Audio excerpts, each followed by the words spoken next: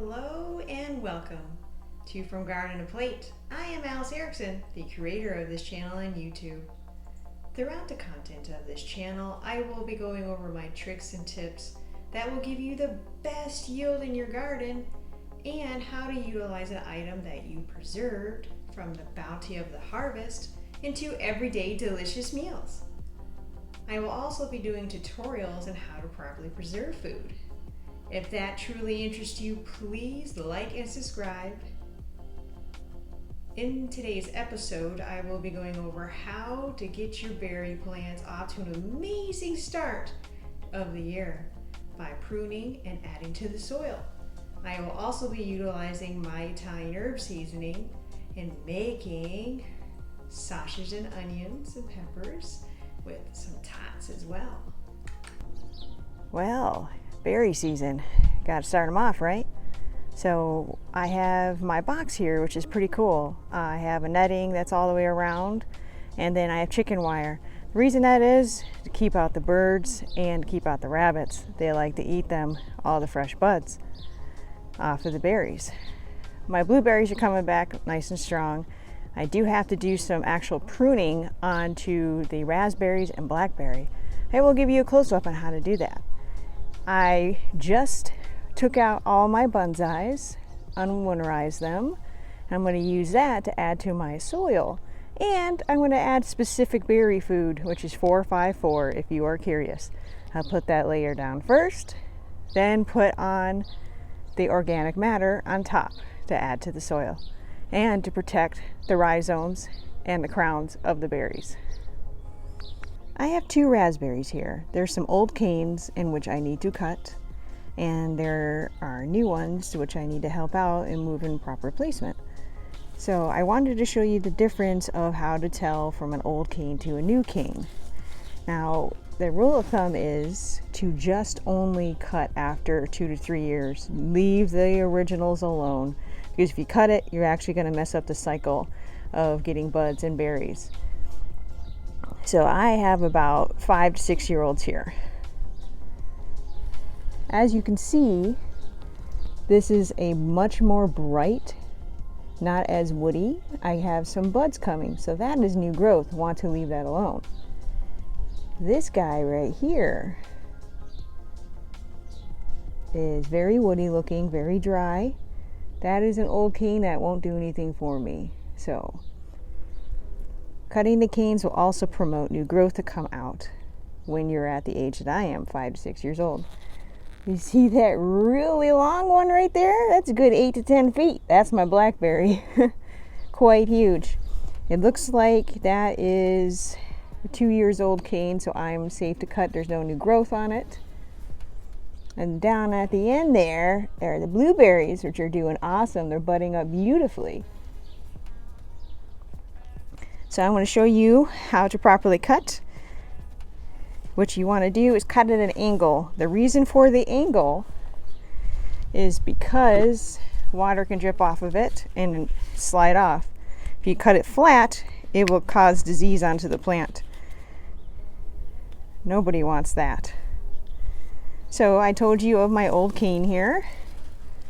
This one right here, I'm going right down to the ground. Taking my shears, about a 45, cutting it right there. I will remove that and take it out. This blackberry I'm going to cut. Might take some serious effort. This guy's pretty big. Going right to the ground. Oh, nice. Love these shears. I'll show you my blueberries. Look at all of those buds and fresh green growth. I have cleaned up the old canes and used some stakes to help out the new branch growth. And while I was cleaning up, I noticed that my blackberry over there has got some fresh growth buds on it, so that's awesome. So I'm just going to take the fertilizer, go very light with it, and just spread it out.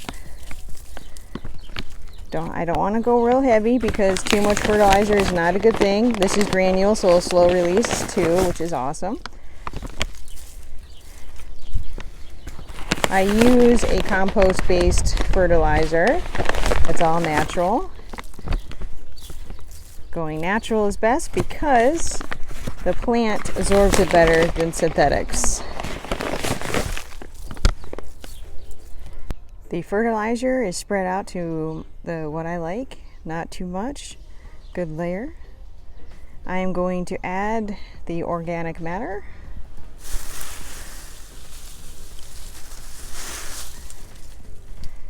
I don't want to be too thick of a layer, so I just go over real light, because if you crowd the crown of the berry plant, you will get rot.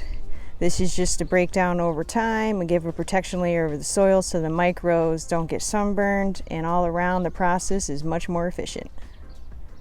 I'm officially done with getting the berry box ready to start off a success for the year. The microorganisms, like I was saying, I call them micros for short, are going to be protected from the thin layer mulch that I put down, and they will be fed by the organic matter. Then having the fertilizer thin layer right by the plant as everything breaks down, it's going to make sure it's ample to what it needs to start off the new canes. This is why I do this now. I wanted to go over a few items with you that I'll be using in this recipe. Olive oil, they're not all created equal, sorry. The reason is because they can have fillers with them, or have other olives mask rancid olives. And where you normally find that is if on the back of your label you see like 6 or more places of origin, that's when that occurs. So don't buy that olive oil. Single source is generally the best. I prefer to buy from California, Greece, or Italy. Those are fantastic places to get from. Balsamic vinegar. Now there's 2 different kinds. There's the dark one and then there's the white one. Today I'm using the white one because it's a little bit lighter in flavor, and it's got a light sweetness that really comes through from the grape must that is inside the balsamic vinegar. I will be using on my tots homemade seasoning, which is consisting of garlic powder, Himalayan sea salt, the rosemary I recently harvested, and black peppercorn. So that is amazing on potatoes, hence why we're putting them on the tots.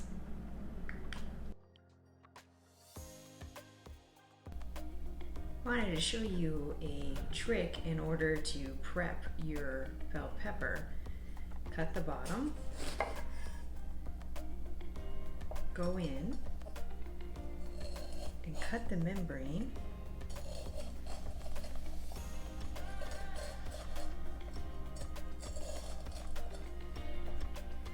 Cut the top,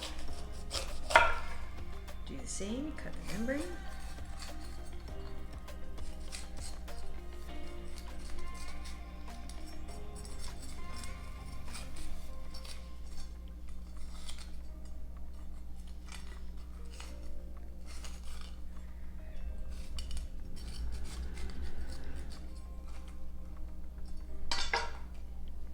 Helps you take all the seeds out at once and you don't have them everywhere.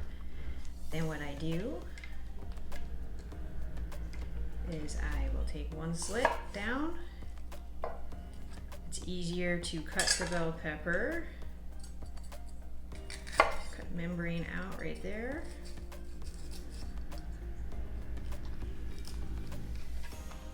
The whole idea is to do strips for the peppers. Flatten it out, proper hand position, and then you can cut your strips much easier if you do it like this. Just wanted to show you my trick, easy way to get out the core of the bell pepper. If you don't feel like dealing with the skin of the onion, so in order to make a quick prep, just cut off what you need. That's going to be plenty for the peppers and onions. I take the first layer off. You don't have any dirt that way. It's clean. It is a waste, but it makes it much faster and easier for you. Just go through and cut.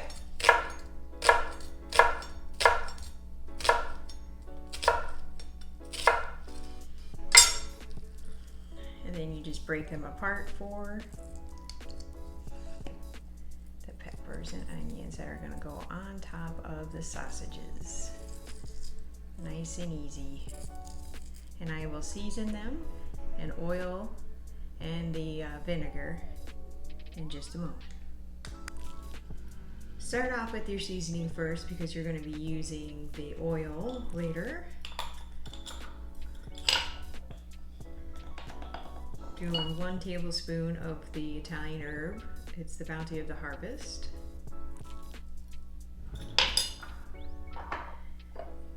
2 teaspoons of white balsamic vinegar.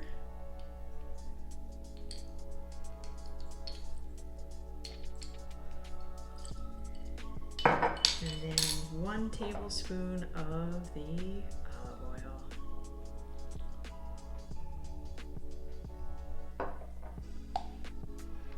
I like a little extra heat to balance out with Italian, which is already in the seasoning, but I like a little extra, so I'm doing some cayenne. Get a spoon, mix it on up.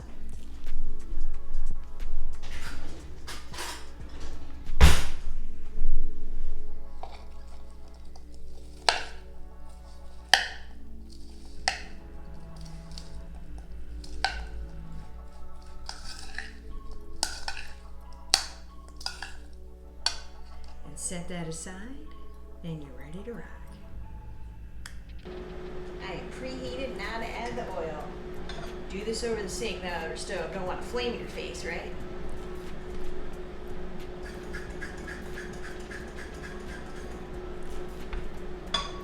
Ready to add the veggies.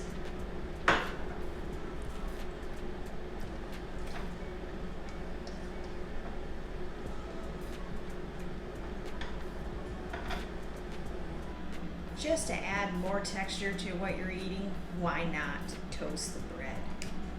Use that awesome sprayer again for a light mist. Spray the center. Get that delicious, robust olive oil, not only having the toasted crunchiness. The air fryer is getting nice and ready for me. In the meantime, I am gonna get these tots flavored with yummy deliciousness. If you don't have one of these are fantastic. It is a sprayer similar to nonstick spray, has a nice mist, but you can keep refilling it and reusing it, which is awesome. So I'll just take my tots here, do a light mist, move them around a bit. Then I am going to take my seasoning that's been sitting around a while, warm it back up a little bit to get the most potent flavor I can.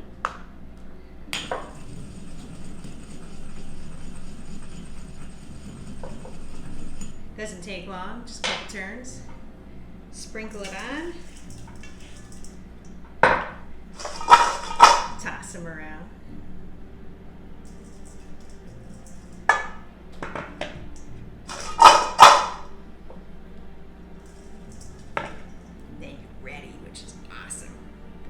Since I have some left, I can just pour it back in and save it for another time. The onions and peppers are ready to come off. So they have a nice light color to them. I'm going to throw them in the bowl and set in the microwave. Microwaves are fantastic for keeping stuff warm for a little while compared to keeping it open air. So I'm going to take advantage of that. I will throw a little lid on here and then throw it in the microwave. I need to reheat this pan searing hot because that's what I want to do for my sausages. Going high, that's why, remember, we did stainless steel.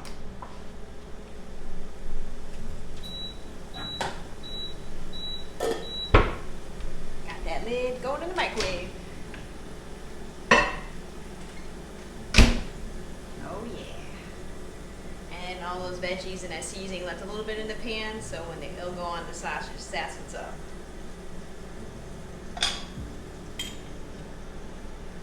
Just to make sure I don't have any sticking, I'm gonna re-oil it.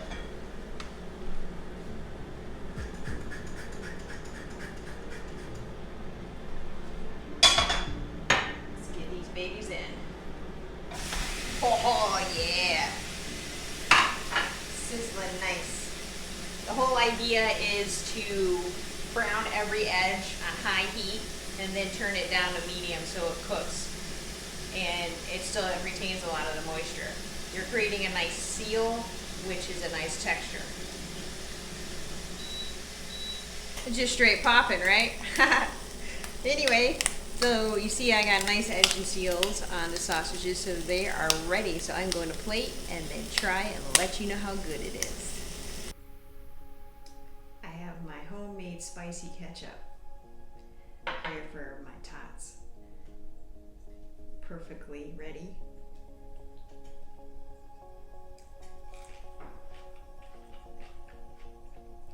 Rosemary comes nice and it complements all the spices that are in the natural homemade ketchup here. But I know you're waiting for me to try this. Nice crispy bun.